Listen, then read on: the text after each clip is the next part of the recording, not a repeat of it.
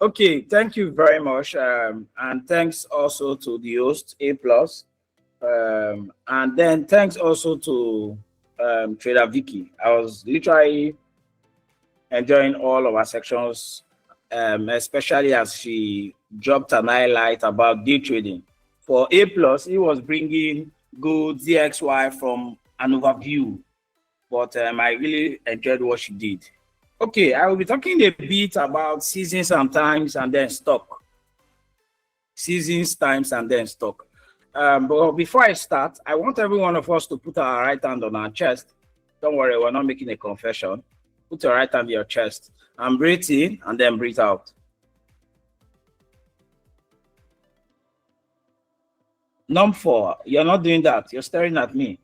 Your right hand on your chest, breathe in and then breathe out. Beautiful. Now, there's a reason why I told every one of us to participate in that particular action. You see, the whole market is like a loop. The whole market is like a loop. And I will explain what I mean by that. Newton's first law of motion says, to every action, a body would continue to be in a state of constant motion or constant rest until an external force comes to act on it. How many of us be science students here? Not the Malian will, correct science students.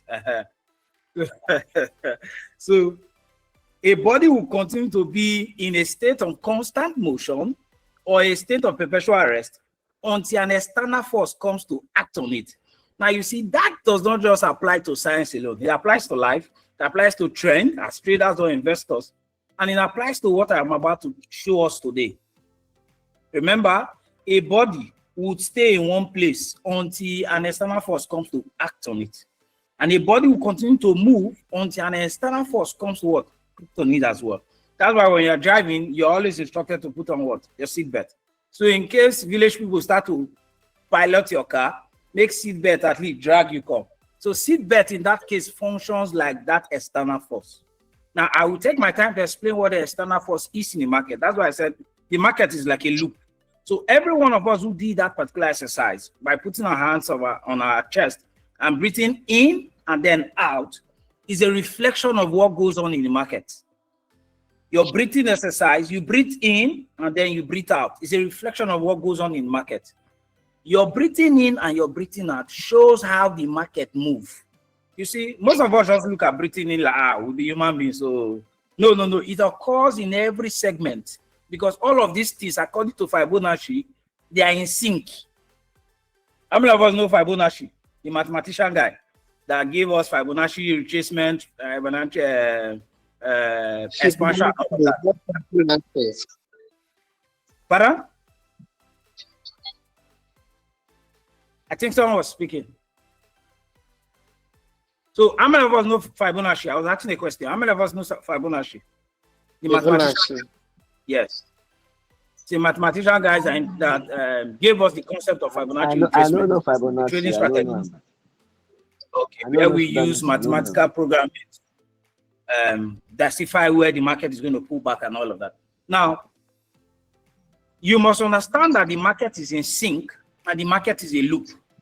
For every time, the market will continue to move in this loop until an external force comes to act on it. Remember the Newton's first law I quoted?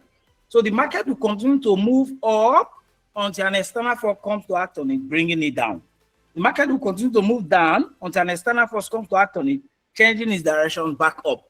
Every of the analogy that A plus was given with his overview about DXY, BTC, you would notice a caveat. It was usually dropping a caveat. If this, then that. If this, then that. Do you agree with me? So he's putting that little element, just like we do in science, error, parallax, error due to parallax. Now, he's giving that small room to this factor or force that may change the direction of the market. So if you look at your clock in your house, you realize there's 12, there's 1, there's 2, there's 3. Now, for every time that long hand moves to those major clock, the 1, 2, 3, 4, 5, 6, and all of that, you see, it gives us a reading about the hour. It gives us a reading about the hour. That's exactly what this loop does. The market is in a state of consistent loop, but there are times and seasons, which I'm about to focus on today, and then I'll show us some of the stock that we can position in. Well, I'm not here to come and drop signals and say, buy this stock, don't buy this stock. I want to show you a mental framework. I want to show you how to think, to catch trend, because the title of this is Trends and Trade for 2026, right? That's why we were able to catch that kind of move for that last year, where we had so much gains. So now, if the market is moving in a loop and there's an external force that wants to act on it, I want to let you know that the market is divided into seasons and then times. Seasons and then times. Seasons and then times. In your own country, wherever you are, there is season and then there's time. There's season and then there's time. In the market, every of the move you see that has taken place, every major interruption that has occurred in the market was simply that external force acting on the loop. I'll say that again. Every time, I hope this is not too high. Everyone can understand me, Abi? Or make out they speak in English. Now, every time, can I get a feedback to that? I hope this is clear. Now you understand me? Yes, you understand me. You understand me. Yes. So every time markets they move, now something they always they interrupt them from generations to generations to generations. And I'm going to show you some highlights. Now, there's what we call the sitcom bubble, and then there's what we call the dot-com bubble, and then there's what we call the gold rush. These three highlights I gave, they are interruptions in this market loop. If you noticed, they changed the direction of the market for life. We are currently in another loop, and another force is acting on this loop, about to change the direction for life. Your wealth in the market is not pursuing this stock that wants to go up and this stock that wants to go down. No, that's a very wrong approach to the stock market. Your wealth in the stock market is about positioning, not following the bandwagon. It's about positioning. That's why for some of us, we've been holding NVIDIA, we've been holding Netflix, not NVIDIA, we've been holding Netflix for 3-4 years. And our portfolio has seen crazy amounts of profits within that 4 years of holding. For some of us who are holding Nigerian stock, Wema Bank, I gave a signal for Wema Bank at 4 naira. Wema Bank is currently at 22 naira. You can calculate the percentage increase. That same year, I got into a particular stock called ROTS. ROTS is one of those stock that is related to fight, war, the Indaboski, the aerodynamics, and all of that. Now, why was I interested in that particular stock? Let me deviate. I was interested in that particular stock because as at that time, Israel and Hamas, they were having issues. And if Israel is having issues with Hamas, it means that blood is being shed. We'll pray about that. But it also means that money is being made. So as an investor, this is recorded. Okay. There are some things we'll not talk about, but money is being made. Now, if money is being made, somebody is benefiting and somebody is funding with an expectation of ROI. Now, what did I do? I carried this information and I began to look at the US budget. Of course, everyone knows the US budget for war, ammunition, fight, and all of that is crazy, and intelligence. Now, I was looking out for the companies that they usually give contract to. And I found out 5 stock companies. And ROTS was one of them that when I went through their financial statement, income statement, balance sheet, and their revenue was superb as at that time. Then I keyed into that particular chart. I forgot about it, and I came back to meet 100%, as easy as that. I sold thinking I was in profit. I checked just last year, December, a space of 2 years, it has done over 400%. So you see, the big money you're finding in the stock market, the big money you're finding in the financial market is not chop and clean out. It is not come. let me see if it will give me 5% and go. No, it is investment based on convictions. And that's why I'm expounding this to open your eyes to certain convictions that are at work already in your horizon that you probably are not paying attention to. So like I said, the market is a what? Is a loop. And every time there is an interruption, there is a disruption, it is that external force that is coming to act on this market. To stop it for a while, then it continues. It stops for a while, then it continues. That's the external force that comes to act on the body. Otherwise, it will continue to go up and up, or it will continue to go down and down. But in this case, it is in a cyclic manner. So the market is moving in a loop until an eruption or a disruption comes to what? Hijack that movement and change the course of the market. Now, in time past, we had what we call the gold rush. The gold rush in about 1800s, people were rushing to harvest gold, we were rushing to mine gold, but there were two key guys who made so much money from that particular gold rush. And no, they were not part of the gold rush guys. One of them was Strass. What was he doing?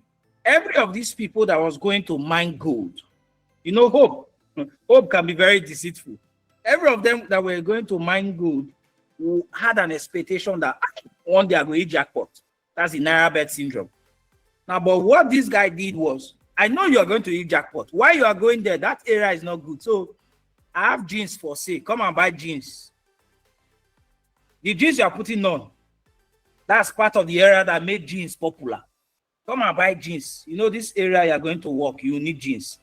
Then the second person, I cannot remember his name, that made so much money from that gold rush, was selling shovel. I know you want to go and harvest shovel.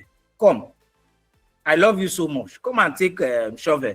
Come and take palm. Come and take instruments you used to harvest. Guess what? A lot of the people we are going there to harvest gold, to mine gold, they did not hit the jackpot. So who hit the jackpot in this instance? It was these two guys. The one that was offering value, additional jeans to these guys because they were coming in their numbers, and the other that was selling pans to these people. I want you to think about that for a moment. So when you hear people say, oh, the dot-com bubble, majority of our forefathers, majority of our fathers, majority of those who had lived before us entered into debt because they were trying to chase trends. They were trying to follow the bandwagon. What is the bandwagon? Internet. Anybody that stamps .com on anything, boom, boom. And then so that's why you understand the progression I'm going out. I'm not going to take my time to explain seasons and times. I'm explaining some of these disruptions that has taken place in time past. Remember, if you forget anything today, don't forget. The market is a loop. The market will continue to be in this loop until an external force comes to act on it. Are we getting it? Don't forget this. Now, when the internet bubble came, the dot-com bubble came, it became so frenzy. People were paying attention to it and all of them, and then it crashed. But guess who made money from it? It was not the web designer guy. It was not the tech bro. It was who? It was people who had platform that were resilient of that particular crash. And that's what gave birth to the Amazon that we know today. That's what gave birth to the Google that we know today. Follow me carefully. Now, during the oil saga, there were a number of people who were drilling oil, drilling oil, drilling oil. We have seen some good minerals. Let's harvest them. There were some who were not following the bandwagon. What were they doing? They simply offered their platform to say, come, we love you too much. Why are you going to the sea to go and harvest oil? Let's give you our platform supply vessels. Let's give you our platform to harvest these things. Just be paying us a little amount. And that's how Slobenja became more popular. You know, the reason I'm taking you through history is a number of us want to make money. We want to hijack profit from the stock, but we are not students of history. We are not students of history. Even your technical analysis, the ability to predict trends, the ability to do all of that, rests on what? Technical analysis. And it's resting on a principle called one of the first principles is history would always repeat itself. This is another thing you shouldn't forget. History would always repeat itself. That's why I told you the market is a loop. So when that oil saga came and left, Slobenja was top of the people who benefited from that move. And then we had the Bitcoin move. I'm just trying to summarize. Why the Bitcoin move? Because this is a whole study. There's a lot of graph that I did and plotted concerning this, but we'll just be giving you the teaser as it is or as they are. Now, when it got to the Bitcoin move, when it came to the Bitcoin move in 2008, before the Bitcoin move, you can share your screen and be showing us all of this. So you can share your screen and not this screen. Sorry, let me share my trading view. You can, yeah, you can share your trading view. Yeah. Just a moment. Just a moment.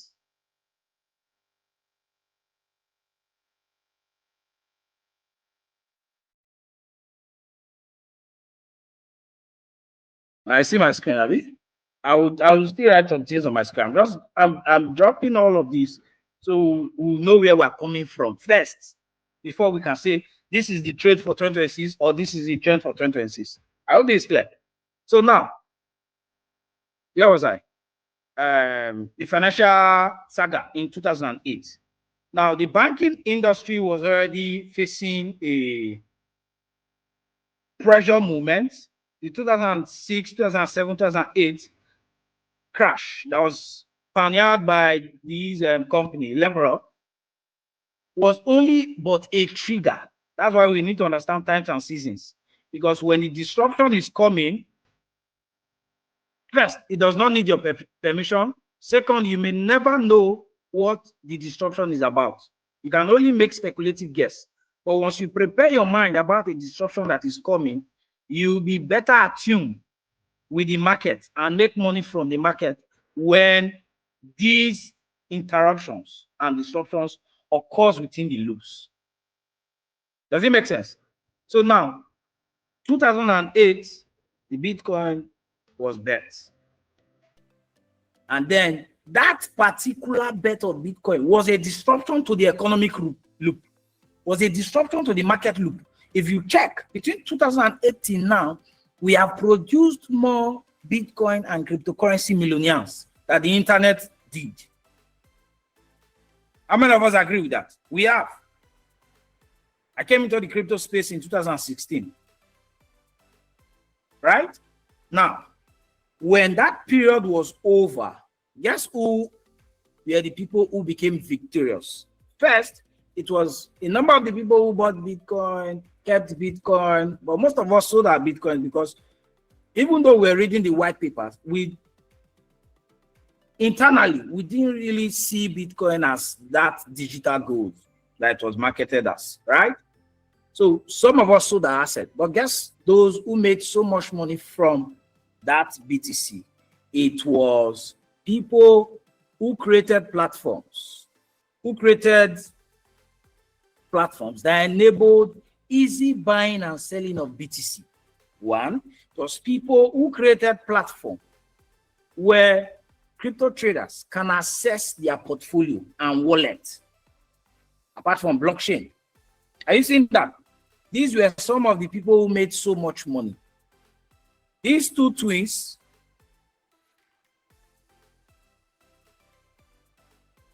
who claimed Facebook stole their idea. Remember the two twins? I can't remember their name now.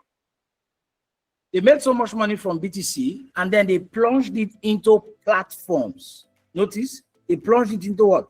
Platforms that could enable traders do whatever they want to do on the platform. They were not buying BTC to keep for a very long time, even though they had BTC, because money, as it were, is like a currency. It is a currency. It would move from generation to generation, throughout this loop, but the exchange will depend on this disruption. I'll say that again. Money as a currency would move cyclical from one generation to another, from one person to another, from one airline to another, but it will take disruption to exchange it. That's why the disruption we are currently facing is that of AI. I hope this is making sense. Is that of AI.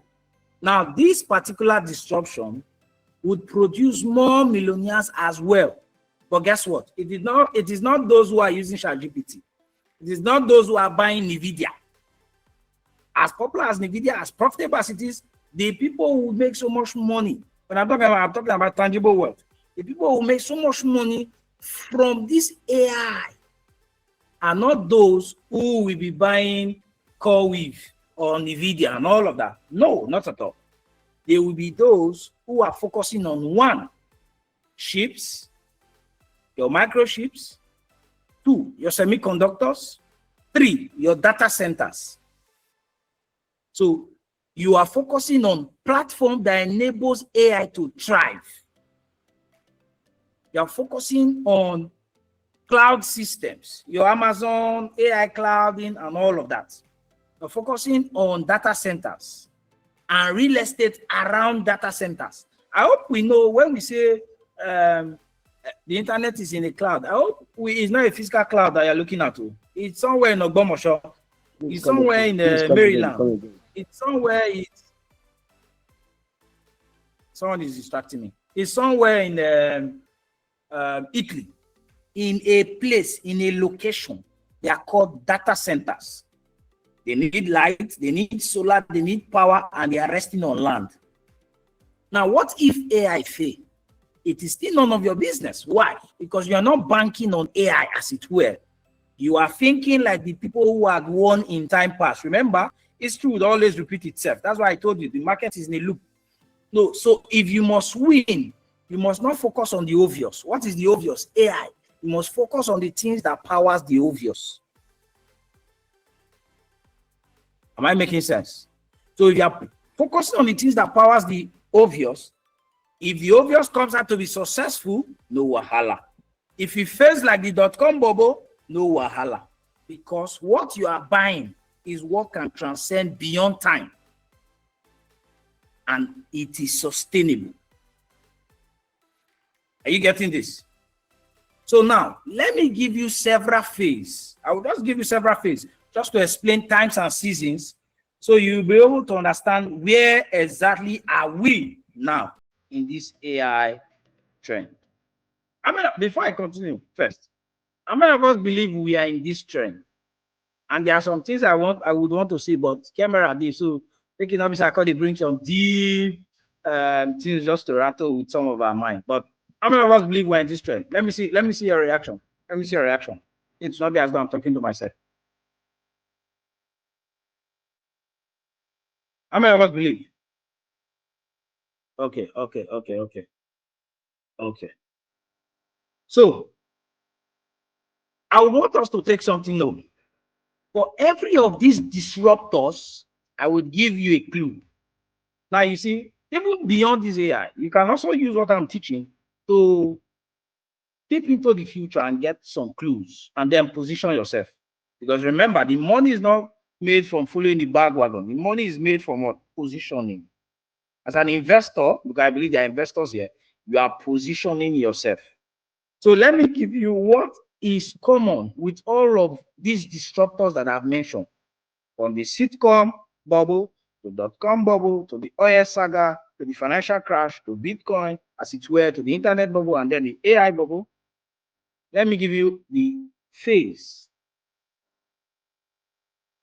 that you would always see. And then you will judge by yourself. Because this year, irrespective of the good things people will tell us about the market, this year for us and for me is called the year of the ambiguous. And I'll take my time to explain what that means. Then I'll wrap it up. Then maybe questions can come in. So what are these phases? In all of these disruptors, Newton's first law, a body will continue to be in a state of rest until an external force comes to act on it or disrupt it. A body will continue to be in a perpetual motion until another external force comes to act on it. So we have explained these disruptors as the external force. Now, how do we get to know these disruptors? Number one, it is usually the discovery phase, the discovery period. The discovery period. Now, for the gold rush, During 1800, like I mentioned, people were excited. We don't catch good. Same with all of these disruptors that I've explained. So what's happening in this phase is you see people, they are intrigued with this new opportunity. First, they are not in. They are not inside. They are not in. They're watching from outside. They're looking at this new opportunity and it's catching attention, but they are not interested yet. And then the next phase is where the hype comes in. And this hype is usually followed by a lot of speculations and hope. Now, what happens in this phase is people outside who saw and noticed this particular disruptor are beginning to fall in love with it. They're beginning to like it. Everybody, including our grandma in the village, wants to take advantage of it. You can see it. For the last 2-3 years, you can see people say AI, AI, AI, AI. AI for trading, AI for this, everywhere you go, including your baba, right? Why? That's because in this phase, remember when I was talking about seasons and times, in these times, the people rushing into it are rushing based on the attention it is getting. So you will see optimism so high. You will see hope increase like never before. Now, all of this sometimes can be tied to your inflationary rates, your seasonalities, your CPI and all of that. Sometimes they could be coincidence. You get? Now, in this period, anything you touch, it looks like a magician. I bought NVIDIA. Somebody on Twitter said I should buy NVIDIA. It's giving me 100%. You are in that phase. Just calm down. You are feeling like a champion, right? Now, after that phase, this is where we see another phase called the boom. And I like to call it the bubble, because at this phase, everybody is so hyped up about this particular disruptor, and you literally hear people say, no, it cannot fail. AI cannot fail. No, it cannot fail. At that point, most of the people are already living in denial because they are no longer facing reality, what is on ground. They fall in love just like slaves. They fall in love with their captors and then the chains. So as investors, as everyday people, they fall in love with the disruptor. Remember, the purpose of the disruptor is to cause a change in the loop of the market and cause the direction, and hence that's where wealth transfer is. So everywhere transfer we see, everywhere transfer you have been clamoring for is usually caused by a period of pain. I hope this is making sense. If this is making sense, let me know. Let me know before I continue. Let me know. So let me explain something before I continue. You know, the idea of wealth transfer that we have is somebody somewhere will not come and say, buy this stock to give you 23,000%. You say, oh, I've made it. Hold on, before you cast me stone. Or someone else will say, the idea of their wealth transfer is someone wants to come and dash their money. As beautiful as those examples are, every wealth transfer initiated by a disruptor is caused by pain. Write it. It's verifiable. There are data to prove this. Every wealth transfer.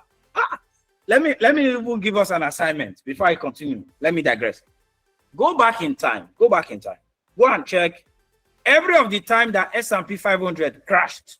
Number one question you ask yourself. These people who are data analysts may find this very easy to shoe. When I mean easy, they will have to go through work, but they will go to find their way around it. So go to S&P 500 for those who are investors. Now, if you are new and you don't know what S&P 500 is, S&P 500 is simply a stock market index.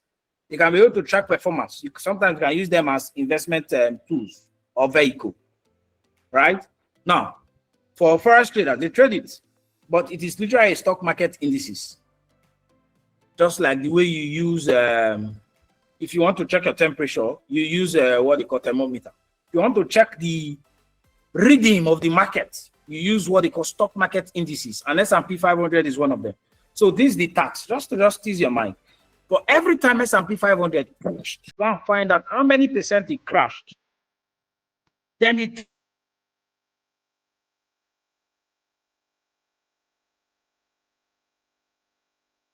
time interval between the last crash and the crash.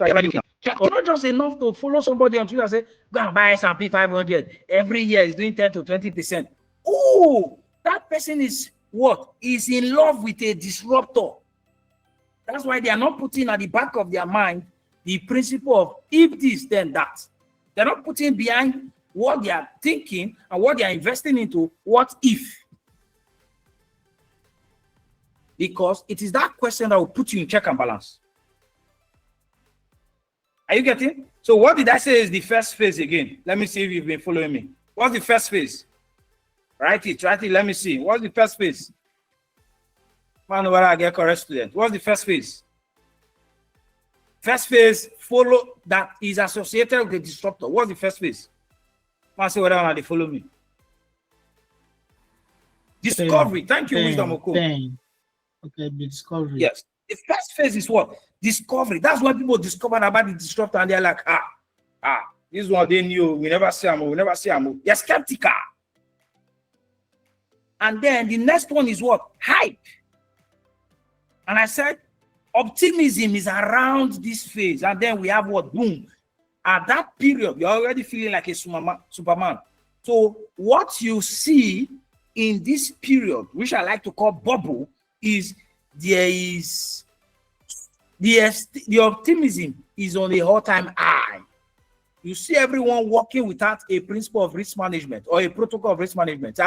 Go and buy NVIDIA to go up. Ross, are you looking at the chart? It's at all-time high now. If I buy it, where else will it go to? Then for people like Asanga, they will tell you, wait, it will retrace, then buy, which is correct. But you see, this period, everybody is feeling like a magician. Most of the companies that are not even doing well, there's what they call a rub-off. There's what they call sector spillover. Some of these companies that are just struggling, that's exactly what happened in .com bubble. And many of them faded out. The sector, by virtue of the fact that they are performing, roll over, spill off. You know, if you cannot date Jane, at least date Ada. Abi? If Jane is out of your class, date Ada. At least they are still female, right? So if you cannot buy NVIDIA, it's too high. Go and buy CoreWeave. It's the principle at work here. So there's what we call spillover. The sector spills over into all of those stocks around that niche, and they're not doing anything special, but they are pumping up. At that point, everybody is feeling like a magician. And then that's where reality starts to set in. When the bubble breaks, when the bubble bursts, then reality fades. At that point, the mentor that I have been saying, this mentor, anything he costs for me is doing percent. At that time, you begin to question his mastery. Get that far now. Because you are losing money, he's losing money, and he's angry that he's losing money. And maybe he's telling you, come on, we need your signal fee. You're looking at, I don't understand this man. At the chop money, they might call we need signal. So at this period, only a few survive. So this period is garnished with what? Depression. Remember, I'm explaining the time. So I've explained how many times for us? 4 times. Remember, I said seasons and times. 4 times. What's the first times? Or the first phase? Discovery. What's the next one? Hype. The third one is what? Boom. Or bubble. And then the last one is what? Reality.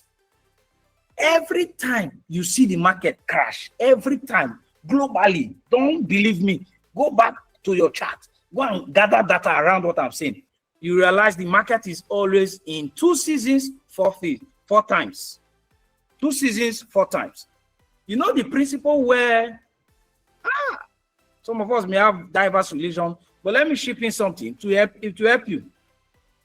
You know the principle where Joseph had a dream, and he said, I see a fat cow, I see another lean cow, a fat cow and a lean cow, one swallows another, and blah, blah, blah, blah. That's Pharaoh's dream. He was interpreting.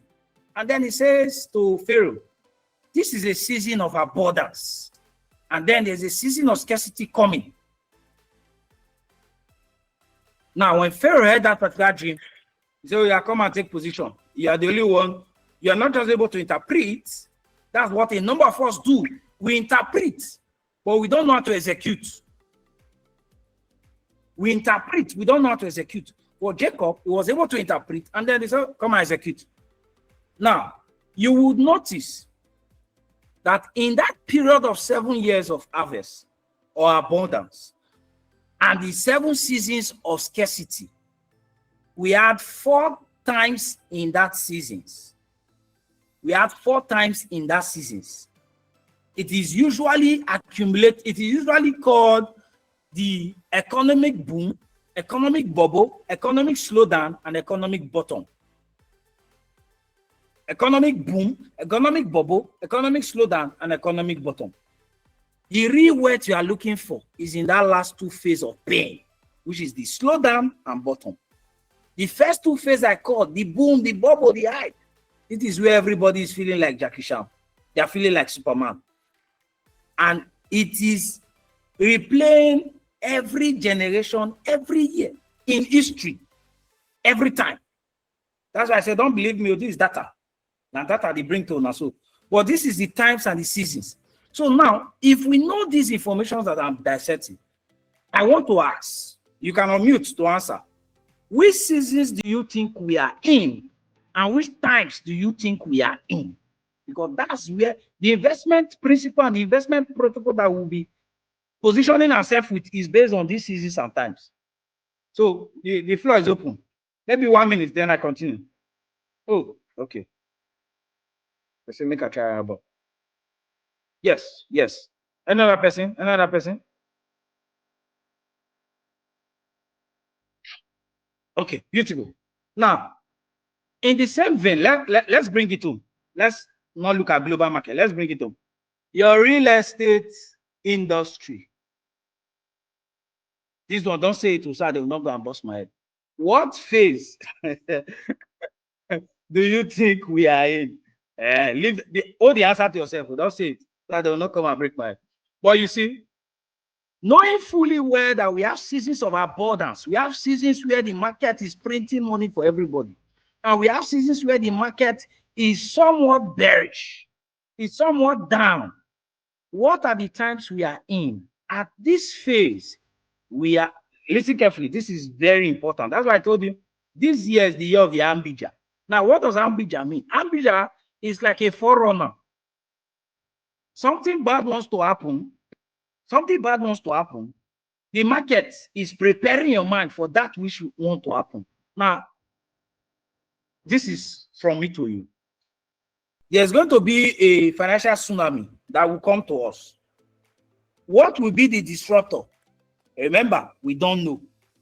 But if we pay attention enough to understand, just like all of the examples I've given us, that the market is in a loop and there's always a disruptor, whatever the disruptor will be, our job is once we sense it, we position, and that's where we can make investment. But before that comes in, because most of the things you desire, most of the stock you want to buy, most of the currency you want to buy, you get them at a discounted rate. Trust me, you get them at a discounted rate. But we cannot say the time. Are you seeing it? So we use seasons and times to meander our way. So let me give you an instance. I've mentioned some of the things that we need to look at for AI. We're not focusing on AI. What are we focusing on? Data centers, cloud, AI cloud, where they host some of these their informations. There's semiconductors. There's a cold war currently going on between US and China on semiconductors. There are major companies in China already producing semiconductors. Don't look at semiconductors as something that's very similar. Do you know why gold was pumping in 2025? It was not because he's a junior brother to gold, silver rather. Silver was pumping 2025. It was not because it was a junior brother to gold. It was pumping because of use case. What do I mean by use case? It was in high demand as at last year. Why? Because of what? Semiconductors. So if you want to narrow down, this is what you do, because they're telling me time up now. You come to this website. Come to this website. You come to categories, ranking by categories. Now, I mentioned your semiconductors. I mentioned your data centers. Now, come to data centers. Look at AI, then these semiconductors. Click on semiconductors. So I'm literally teaching you what to go and look out for. So these are themes for this year, your data centers. So even though we are expecting a tsunami, if you buy a data center stock, it will go down, but you will not go down with it. Why? Those are things that will at least the AI bubble comes to stay or not. They will always be data center. Just last month or last 3 months, there was a power interruption in one of these data centers, and our Twitter, no, not Twitter, our Signal app, you know, the Signal app that was trying to rival Twitter, Elon Musk was even laughing at them. They had a disconnect. So people that were using Signal and some other apps, they had issues. Why? There was simply what? A national grid that fell in their country. Now, from year to year, you see, from year to up, what did you experience? Remember, your hand on your chest when we started, up and down. That's the way the market moves. From year to year is what? Up. From here to this place, let me start drawing it. Let me draw it. From here is what? Up. From here to this place is what? Down. You're breathing in, you're breathing out. What do you get? In, out. What do you expect the market to do anytime from now? Talk to me, guys. In or out? Up or down? Which of them? In, which is up.